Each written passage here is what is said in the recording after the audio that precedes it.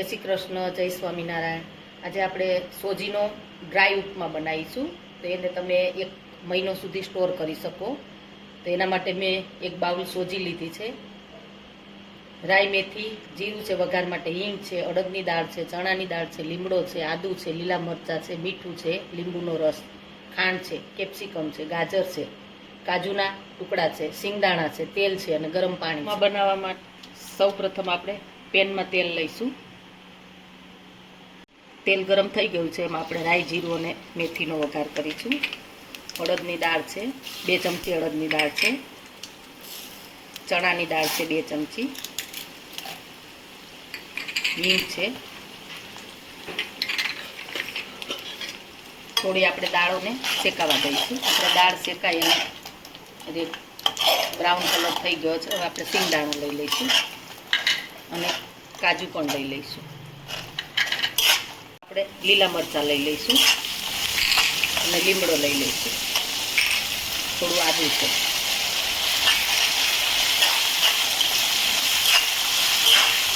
પછી સરસ શેકાઈ ગયું છે, એની અંદર આપણે સોજી લઈ લઈશું અને હવે સોજીને શેકી લઈશું। આપણે સ્વાદ પ્રમાણે મીઠું લઈ લઈશું। સોજી શેકાઈ ગઈ છે આપણી, હવે એને આપણે બાઉલમાં લઈ લઈશું। હવે આ ડ્રાય ઉપમા માટે આપણી સોજી તૈયાર થઈ ગઈ છે। હવે એને આપણે એમાંથી જ ઉપમા બનાવીશું। અડધી ચમચી તેલ આપણે સોજીમાં છે એટલે બહુ નહીં લેવાનું તેલ, અડધી ચમચી તેલ લઈશું। ગરમ થઈ ગયું, એની અંદર આપણે સમારેલા ગાજર લઈશું, કેપ્સિકમ લઈશું, વટાણા પણ નાખી શકાય। આપણે થોડું મીઠું લઈશું એટલે ગાજર કેપ્સિકમ આપણું થઈ ગયું છે। આની અંદર તમે ઝીણું સમારેલ બટાકું પણ નાખી શકો।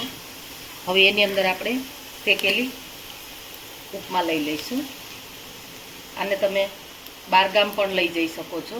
આ ડ્રાય ઉપમા હોય ને બારગામ લઈ જઈ અને પછી ગરમ પાણી નાખી અને એને બનાવી દેવાનું। થઈ ગયું છે, હવે આપણે એની અંદર ગરમ પાણી લઈશું। ગરમ પાણીનું માપ મેં 1 વાટકી સોજી હોય, હું આશરે લઉં છું, પણ તમે 1 વાટકી સોજી હોય તો એની અંદર 1.5 થી 2 વાટકી પાણી લઈ શકો। એની અંદર આપણે 1 ચમચી ખાંડ લઈશું અને અડધા લીંબુનો રસ છે, બસ મિક્સ કરી અને 2 મિનિટ રહેવા દઈશું। થોડું આપણે પાણીના ભાગનું મીઠું લઈ લઈશું। આપણે ઉપમામાં નાખેલું જ છે, પણ પાણીના ભાગનું લઈ લઈશું। આપણે ઉપમા તૈયાર થઈ ગયો છે, હવે એને આપણે સર્વ કરીશું। આપણે બાઉલમાં તેલથી ગ્રીસ કરીશું।